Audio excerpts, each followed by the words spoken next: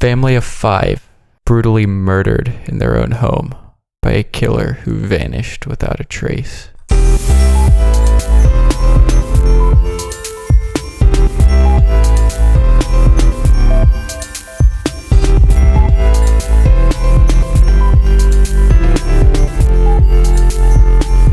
Welcome to Simply Strange, the podcast where anything spooky, weird, and goosebump-inducing is fair game.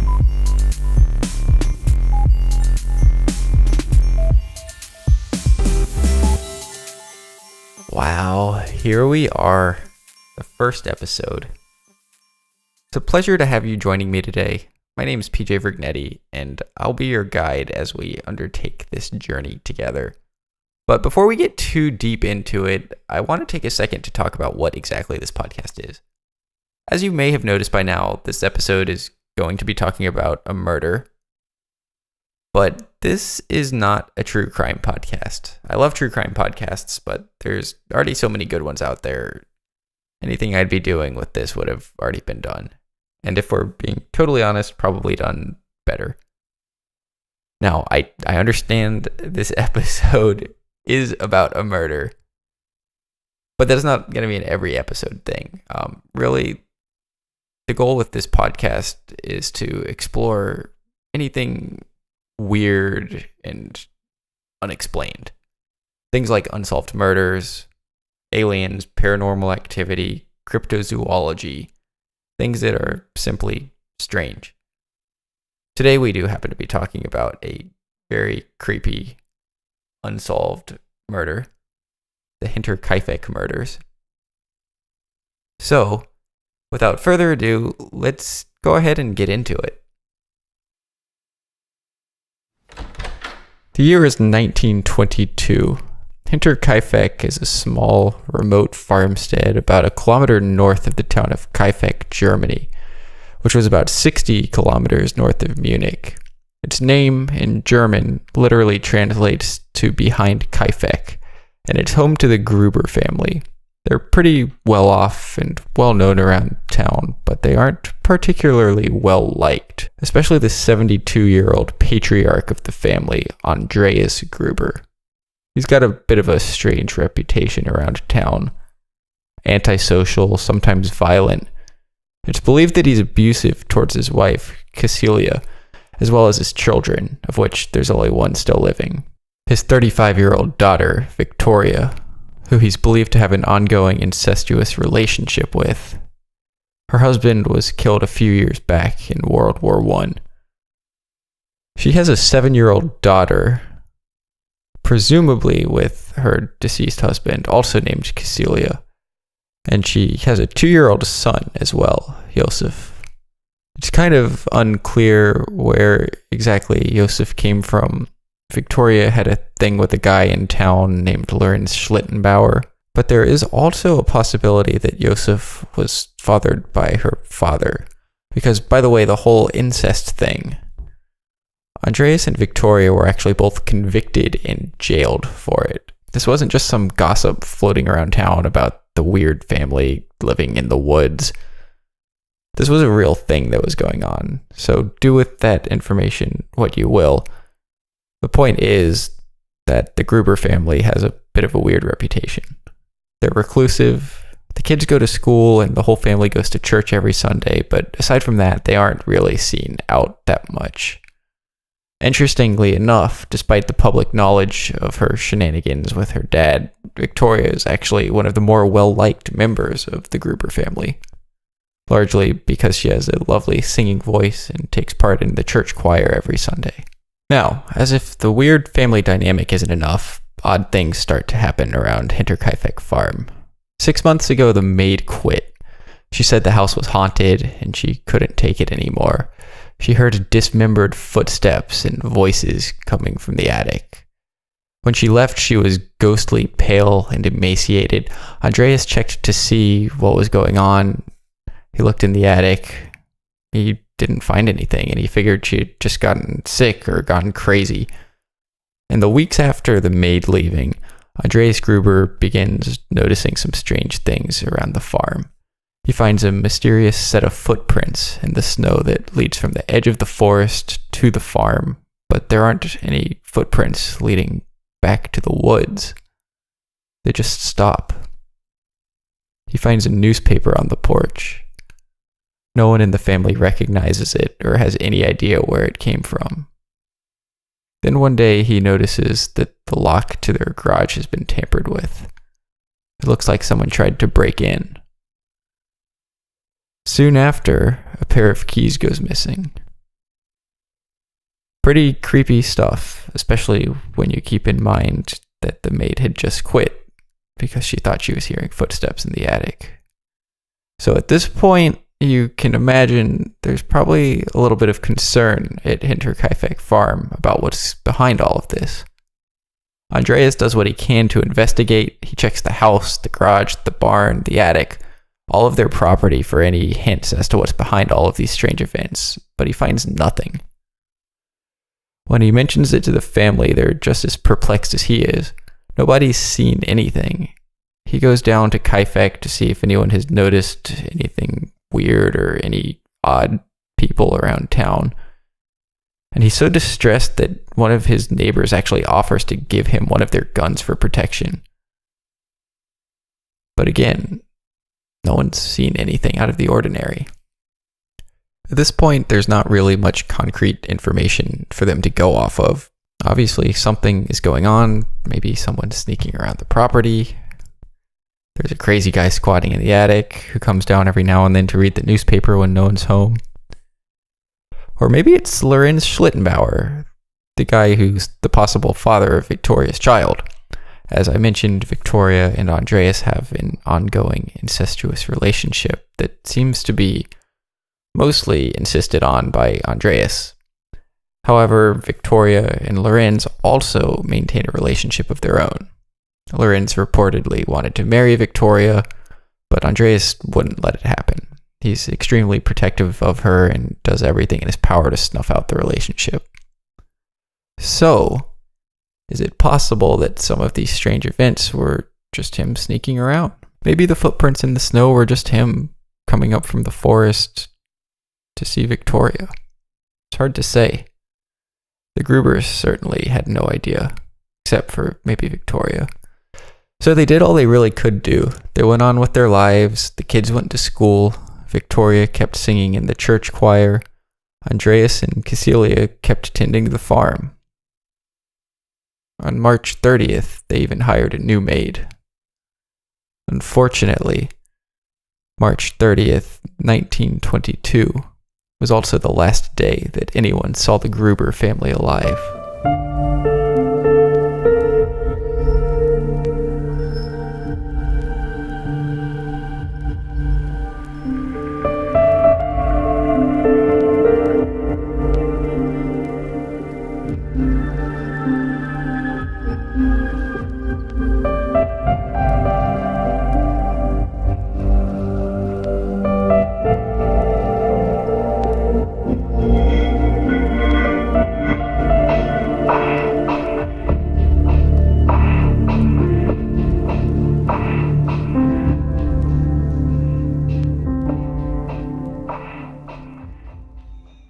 On Saturday, April 1st, back in Kaifeck, life was moving along as usual.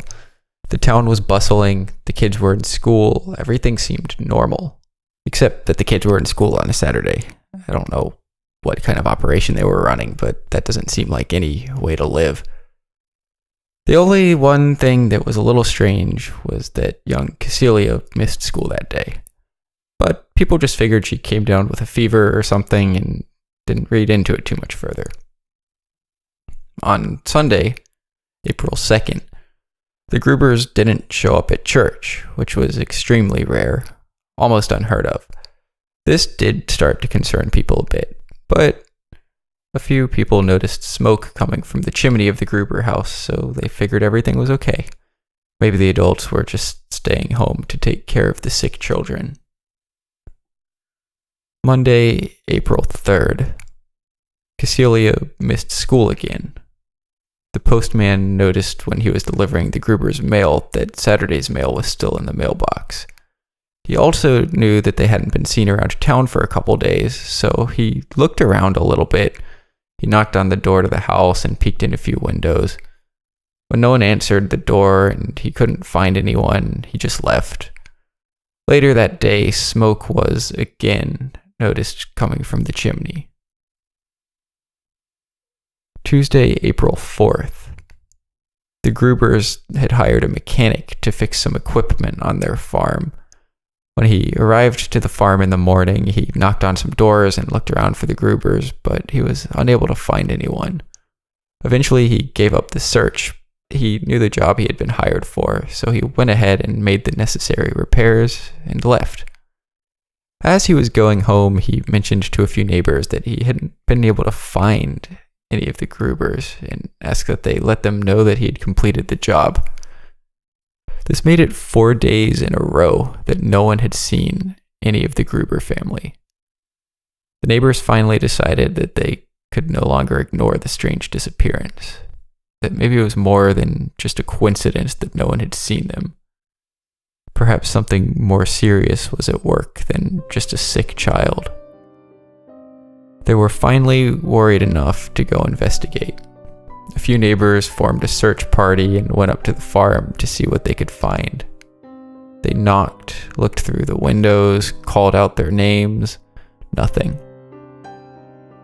At this point, there wasn't much else they could do but go inside.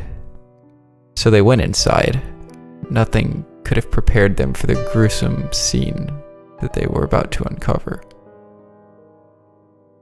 Inside the barn, the search party uncovered 4 brutally beaten corpses covered in hay. They appeared to be the bodies of Andreas, Victoria, and both the elder and younger Cecilia. Each one had sustained varying levels of trauma to the head. At this point, the neighbors sent a young man to get the police, which is a task that was easier said than done back then. The lad had to bike a kilometer southeast to the nearby town of Vangen to ask the mayor of the town to phone the police in Munich. Obviously, it took a while for the police to arrive, so while everyone waited, they continued searching the premises for the remaining residents of the farmstead. Upon searching the home, it didn't take long for the search party to find 2 more dead bodies. Young Josef was found in the sleeping cot in Victoria's bedroom, and the new maid, Maria Baumgartner, was found in her sleeping quarters. Both also appeared to have sustained several blows to the head. Eventually, the police arrived to give the crime scene a proper assessment and to get the bodies prepared for an autopsy, which was performed by Dr. Johann Baptist Müller, a court-appointed coroner. The autopsy report gave vivid detail of the horrifying injuries sustained by each member of the family. If you're squeamish, you might want to skip the next 3 minutes, because it's pretty gnarly. If you're sick like me, then let's carry on. Investigators believed that each member of the family was lured into the farm one by one, where they were locked in and savagely subjected to numerous blows from a mattock, a tool similar to a pickaxe. Andreas sustained several blunt force injuries to the head. His face was caked in blood, and the skin around his cheeks was so badly shredded that his cheekbones were exposed. His wife, Cecilia, had bruises around her neck, indicating that she had been strangled. She also sustained 7 blows to the head that were so severe that her skull had cracked. Victoria had 9 star-shaped wounds to her head and face, leaving her with a cracked skull as well. She also appeared to have sustained a major blow to the right side of her face from a blunt object. The younger Cecilia was covered in gaping circular wounds and had her lower jaw completely shattered. Everyone except young Cecilia appeared to have been killed fairly quickly, but she instead remained alive and in shock for several hours after. In her panicked final moments, she ripped out handfuls of her own hair as she lay helpless in the corner of the barn, covered in hay and surrounded by the corpses of her family. Given that they were lured in one by one, it's possible that she was still alive as the killer trapped and killed her family in front of her. The two bodies upstairs seem to have been killed with a little more precision. Josef with a swift blow to the face from a large blunt object, and Maria with 2 intersecting blows to the head. Their bodies were covered as well. 6 people dead. It was determined that they had been killed on the 31st, the first and last day of Maria's tenure as the maid, and the day before Cecilia missed school for the first time. All told, the Grubers were dead for 4 days. And this is where things start to get really creepy. There was abundant evidence that someone remained on the premises in the days after their death. The neighbors had been seeing the smoke coming from the chimney all throughout the time that the family was missing. And upon further investigation, they found that someone had been feeding the animals. They even helped themselves to the kitchen. Whoever the killer was, they had remained at the house for days after the murder, living among the corpses of their victims. The police also found some tiles removed from the ceiling in the attic, giving a clear view of much of the property. It's hard to say if this is something that happened after the murders, maybe the killer keeping an eye out for people approaching the farm so that they could escape in time. Or maybe there was something to those footsteps and voices that the previous maid had heard coming from the attic. Maybe the killer was living among them for months before the murders, watching them through the roof, even leaving the attic sometimes when the coast was clear. It's impossible to know. Investigators did the best they could with what they had to work with, but it was kind of a tough situation. The killer was gone, as was the murder weapon, and an extra layer of difficulty was added to the investigation by the members of the initial party who had gone up to find the bodies. While everyone was waiting on the police to get there, they kind of made themselves at home. Word spread around quickly, and a crowd gathered. People loitered around the property, wandering all throughout the house. Reportedly, some were even so bold as to help themselves to the pantry and cook up some food. Which I guess is fine. It was just going to go to waste otherwise.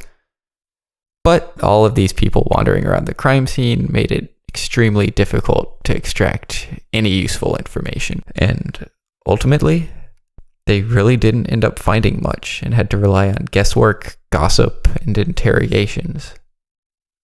Over the years, at least 100 possible suspects were interrogated in relation to the murders, but no one was ever arrested. There were a number of different theories, each one about as credible as the one before, and none of them really all that credible. The first theory was that it was a robbery gone wrong, perhaps by the hand of vagrants passing through town, probably looking to rob the relatively wealthy Gruber family. But this theory died quickly because there were large sums of money found untouched on the property. It turns out Victoria had withdrawn most of her savings a few days prior with the intent of using it to make some improvements around the farm. And it was all still there. Whoever did this was no robber and had likely set out with the intent to kill. So now the question is, was this just a random act of violence? Or was this atrocious act carried out by someone that the family knew? One of the more developed theories is our old pal, Lorenz Schlittenbauer. We know that he and Victoria had a relationship. They wanted to get married, but Andres wouldn't allow it. So there's probably some tension there to begin with. On the night of the killings, he claims to have been sleeping in his own barn to look out for burglars or no-good doers or something like that, which seems a little suspect to me. On top of all this, he was the leader of the search party that first discovered the bodies, and during the investigation process and court proceedings, other people who were present at the scene shared some very condemning observations about their experience on the farm that day. They claimed that he seemed strangely familiar with his surroundings, comfortable even, that he had actually pulled a key out of his pocket in order to open the barn door, and we already know that a key had mysteriously vanished weeks before. Was this the same key? The bodies were actually positioned right in front of the door, and in order to open it, he had to push them out of the way with the door, and he reportedly was completely unfazed and seemed unsurprised by the fact that the bodies were there in the first place. He even started moving the bodies around and digging through the hay once he entered the room. He claimed he was looking for his son, Yosef. Some say he even went as far as to make himself a meal in the kitchen while waiting on the police to arrive. So clearly he was coping pretty amicably with the discovery of 6 dead bodies, including that of his supposed lover and maybe his son. Another notable observation involved the family dog. When the mailman had come by and noticed the Grubers weren't getting their mail, he also mentioned that the dog was tied up outside. Well, when the search party got there, the dog was in the barn, and it immediately honed in on Lorenz, ferociously barking at him. Given all this information, it seems to me like he's the guy. Maybe when he told his wife that he was keeping lookout in the barn, he was actually having a secret meetup with Victoria in her barn. It's rumored that Victoria was suing him for alimony, so maybe tensions were high and they got in an argument. Let's say he loses it. He kills Victoria and tries to hide her in the hay. But young Cecilia comes in looking for her, so he kills her too. Andreas and the elder Cecilia come looking for them, and they meet the same fate. He haphazardly throws more hay over the bodies, but at this point, he knows the remaining residents are going to find out eventually, so he goes inside and finishes the job. On the surface, it sounds pretty convincing, but on the other hand, maybe he's just unlucky and things kind of lined up in a way that didn't look so good for him. Maybe he just had a key so he could see Victoria, and maybe he seemed unsurprised because of shock. The dog, too, was just scared of the whole situation. Ultimately, he was questioned by the investigators, and then he was released. Another interesting theory is that Victoria's husband, Carl, the one that died in the war, didn't actually die in the war. Fun fact about that, no one ever actually recovered his body, so maybe he deserted and went into hiding or went crazy and spent some time in an asylum. I don't know, who knows. But maybe he somehow was still alive and finally made his way back to Victoria, only to find that she had had a child with another man. Then maybe he went off the deep end and killed her and everyone else on the property. This is an interesting theory and all, but there's not much that can really be done with it since no one there knew where he might be. And he was legally dead, and there were multiple eyewitnesses who confirmed his death in combat. So this one's just kind of a fun theory, but there doesn't seem to be much supporting evidence for it, and there was no one to even question. Another theory that was brought up was that maybe it was a murder-suicide pact between Andreas and Victoria, although there was really no evidence of that, and the wounds ended up being inconsistent with suicide, so that got scratched fairly easily also. Investigators questioned suspects for years, with the most recent questioning taking place in 1986, but they never found any definitive evidence of who the killer was, and no arrests were ever made.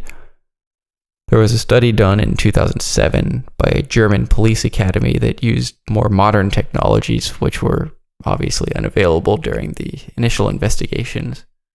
And they claim to have pinned the identity of the killer, but they also claim that person is dead, and out of respect to their family, the identity was never released. So, as far as the public knows, the killer was never found, and at this point, we'll probably never know their identity. Over the years, this story has become something of a legend. Its chilling nature igniting the curiosity of all who hear it. What if the killer really was living in the attic months before the attack was finally carried out? The maid hearing the footsteps in the attic, the keys going missing, the mysterious footsteps. What if all these things were more than just an anomaly and there actually was someone hiding in the attic watching? Can you imagine what the Grubers must have been going through? Living with the constant fear that someone else is hiding in your home, sneaking around when your back is turned, constantly having that feeling, that sensation when shivers run through your body and the hair on your neck stands on end and you feel like someone's watching you. How much did the Grubers really know about what was going on under their own roof?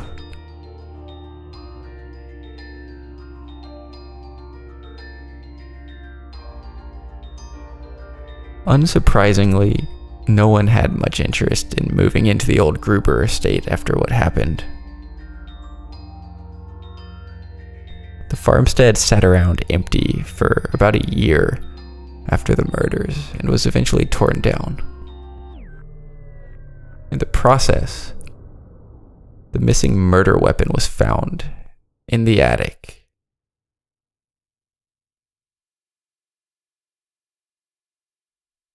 All that's left today is a shrine that was built by the road near where the farm used to be to commemorate the lives of the Grubers and immortalize their terrible, fascinating story.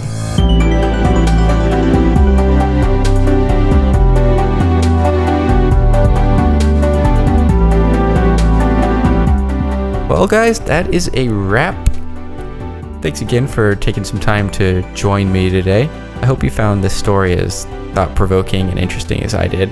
If you have any other theories, definitely be sure to leave those in the comments below. And if you enjoyed this, go ahead and hit that subscribe button. We are only on YouTube right now, but once we're a little bit deeper in, I plan on getting on at least Apple Podcasts, maybe Spotify. We'll see what happens. If we're already at that point, feel free to subscribe there too. We'll be doing a new episode every other Wednesday, so keep an eye out for that.